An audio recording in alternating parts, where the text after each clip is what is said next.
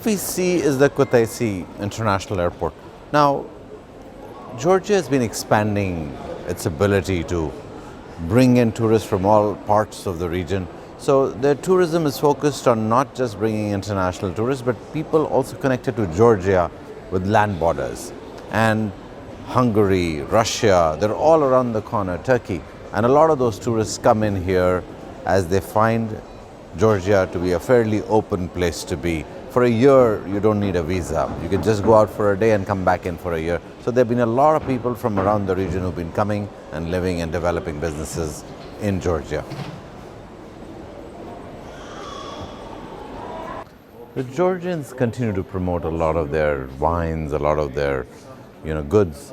And so certainly if you walk into the duty-free at the Kutaisi airport, you see they're selling a lot of material from their own country, trying to promote this. And I think a strategy that they've leveraged to increase revenue and increase dollars, the tourist dollars, for their economy.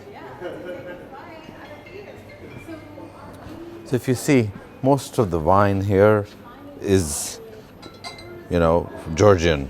It's not very expensive, anywhere in the range of $10 to $30. But certainly they continue to promote a lot of their own wares, a lot of their own goods, and it is a strategy that they have deployed for a while now. A very important part of Georgia's strategy is to focus on tourism, on aviation, on skiing resorts. Obviously it's culture and wine, and there are tremendous things around Georgia.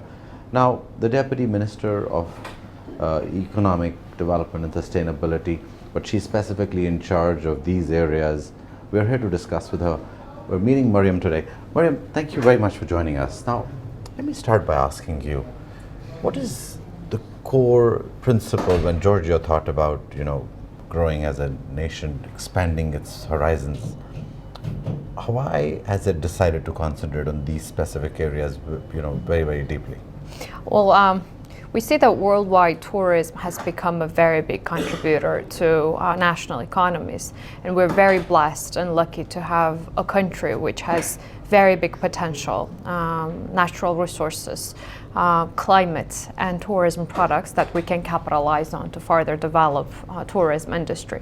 So obviously we as government, we grasped those opportunities many years ago, and we decided that that would have been one of the core directions of our economy to further invest, develop, and to ensure that this industry becomes an important pillar of our economic development, creation of jobs, and attracting more travelers to our country. Today, we're very happy that all the hard work is basically paying off. Georgia stands out on an international world travel map as one of the fastest growing destinations. We have the fastest recovery speed worldwide when it comes to comparing ourselves to how we were in tourism before pandemic. We already exceeded when it comes to tourism revenues with 23% of what we had back in 2019. So this year is already considered to be a record-breaking year for our tourism industry. We're a population of 3.5 million, just to give you an understanding. And back in 2019, we hosted 9.3 million international travelers, and our country obtained 3.3 billion USD from tourism industry. We're investing heavily in tourism infrastructure in municipality infrastructure, renovated, creating new destinations within destinations. So we try to at once ensure that we refine our product, we upgrade our existing infrastructure, but on the other side, we continue increasing Georgia's awareness on international travel markets to ensure that we remain competitive. We attract more travelers to our home country. We have very diversified tourism industry.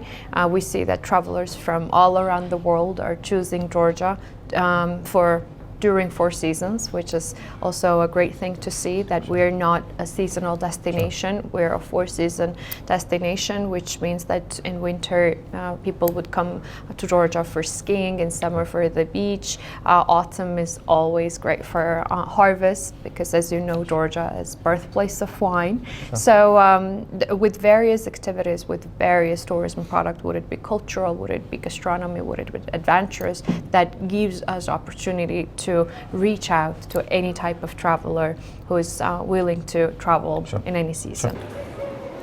Almost 1 million passengers have made their way through the Kutaisi Airport so far till September. They say by next year, this airport will be used by 3 million people, which is 3 times the amount of number that they envisage from this year, which also means that Georgia will continue to press for more tourism and will continue going out to the market.